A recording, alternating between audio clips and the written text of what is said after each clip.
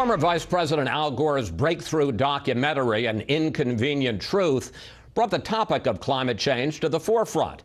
Not surprisingly, he is one of the sharpest critics of Mr. Trump's decision this week.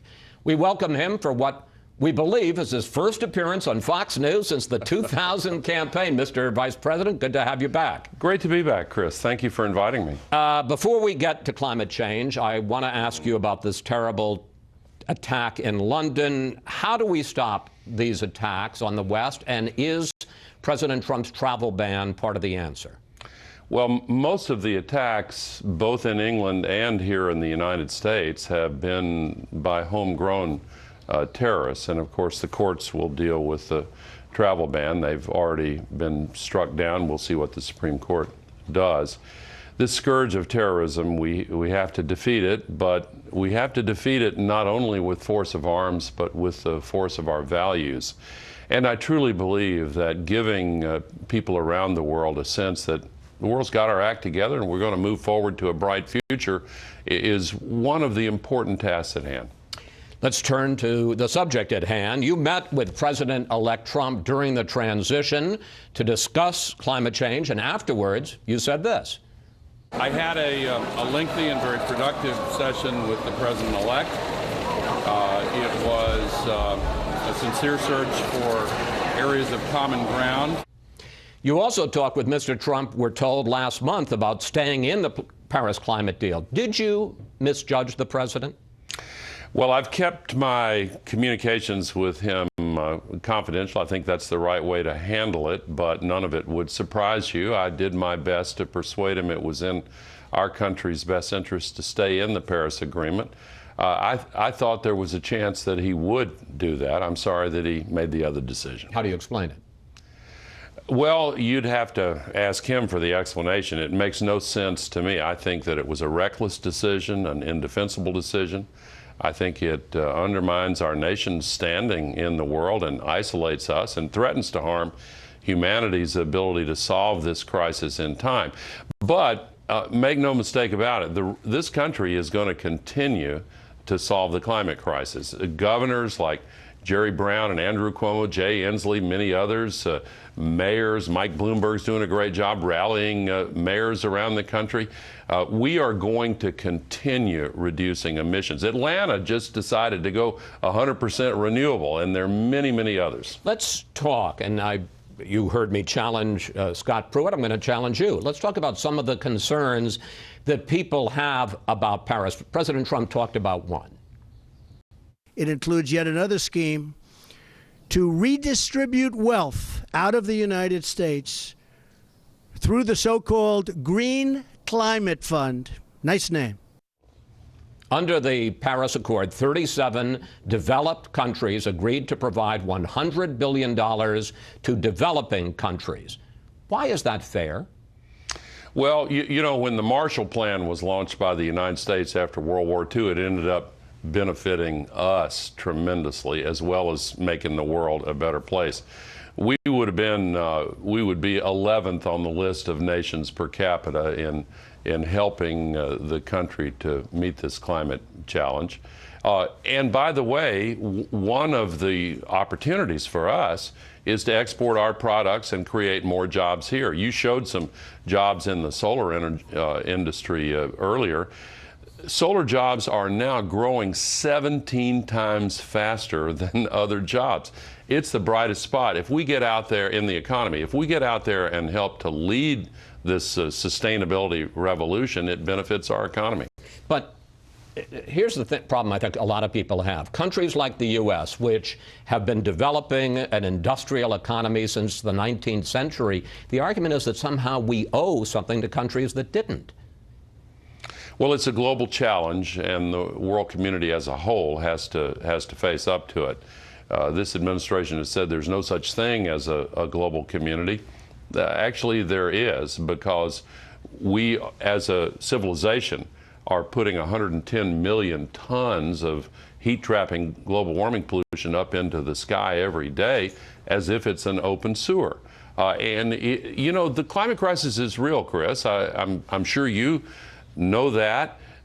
President Trump won't say whether he believes it's real or not, but it is real. And you don't have to rely on the virtually unanimous opinion of the scientific community anymore. Mother Nature is telling us every night on the TV news now is like a nature hike through the book of Revelation. People are noticing this, these downpours and historic floods. We've had 11 once-in-a-thousand-year downpours in the U.S. just in the last 10 years.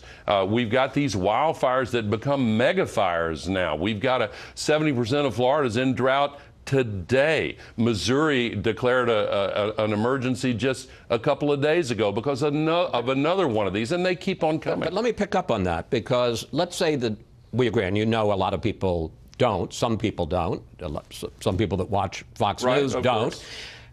Even if you believe in greenhouse gas and climate change, there's some questions about how effective the Paris Accord is in dealing with it. Here's what EPA Administrator Scott Pruitt said on Friday about the effectiveness of the U.S. target, which is to reduce our greenhouse gas emissions by a quarter under 2005 levels. Here he is.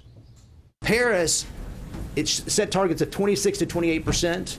With the entire agenda of the previous administration, we still fell 40% short of those targets. It was a failed deal to begin with. You would agree that even if all 195 nations, not 194, met their targets, it still wouldn't solve the problem.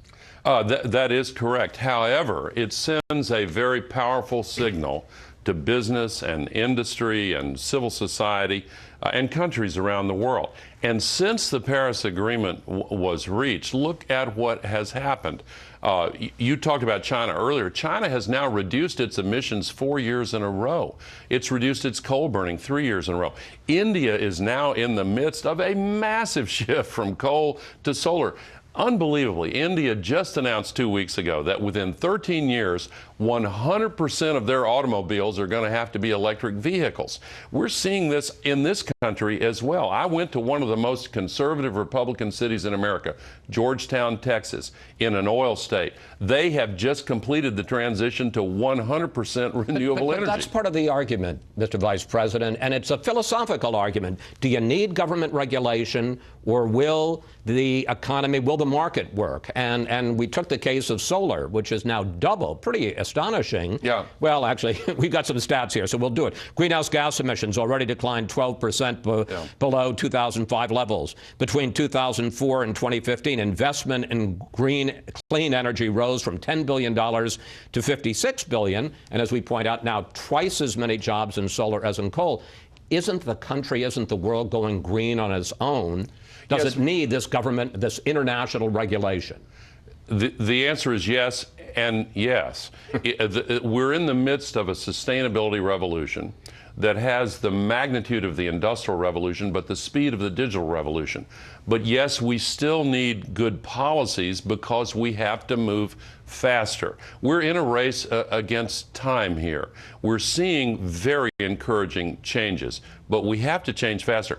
The late economist Rudy Dornbush, I'm sure you knew him, he once said, things take longer to happen than you think they will, and then they happen much faster than you thought they could. And the Paris Agreement was a successful effort to send the signal, this train is leaving the station, everybody on board. The U.S. should be on board. States and cities and businesses and civil society leaders are on board. If we had the president on board and good policy, we could move even faster. I fact-checked Mr. Pruitt. I'm going to fact-check you. Okay. After your movie, An Inconvenient Truth, came out in 2006, you made the following comments as part of your publicity for the movie.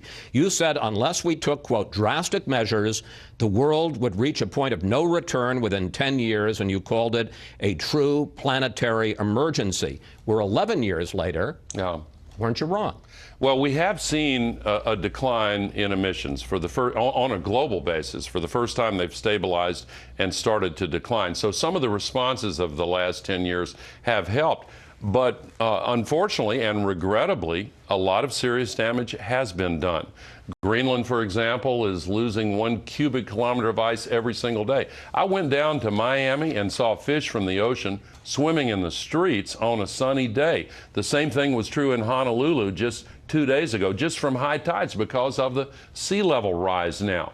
We are going to suffer some of these consequences, but we can limit and avoid the most catastrophic consequences if we accelerate the pace of change that's now beginning. Mr. Vice President, we should point out you have a sequel coming up called An Inconvenient Sequel in July, and I understand that you're going to have to rewrite the ending because of the decision the president was just made. The directors, Bonnie Cohen and John Schenck, are putting a new segment at the very end of the movie, and I think that's appropriate. Thank you. Thanks for joining us. Let's not wait another 17 years. Deal. Okay. Up next, we'll bring in our Sunday group to discuss a moment of high drama this week when former FBI Director James Comey testifies before the Senate Intelligence Committee. Plus, what would you like to ask the panel about what we can expect to learn from Comey? Just go to Facebook or Twitter at Fox News Sunday, and we may use your question on the air.